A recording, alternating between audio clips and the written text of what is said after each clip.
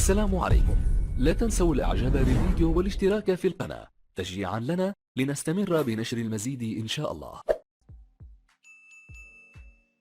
السلام عليكم ورحمة الله تعالى وبركاته.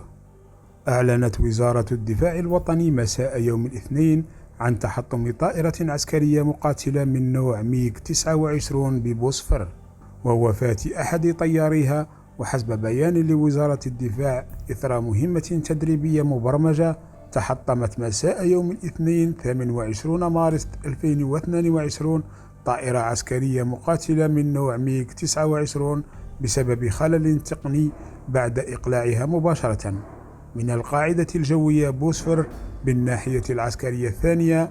ورغم تمكن الطيارين من القفز، نتج عن هذا الحادث وفاة رائد الطائرة بن مبخوت الطاهر، متأثرا بجراحه بالمستشفى العسكري الجهوي الجامع بولاية وهران بالناحية العسكرية الثانية. وعلى إثر هذا الحادث الأليم، أمر قائد أركان الجيش الوطني الشعبي بفتح تحقيق فوري ومعمق لمعرفة أسباب وظروف الحادث الأليم.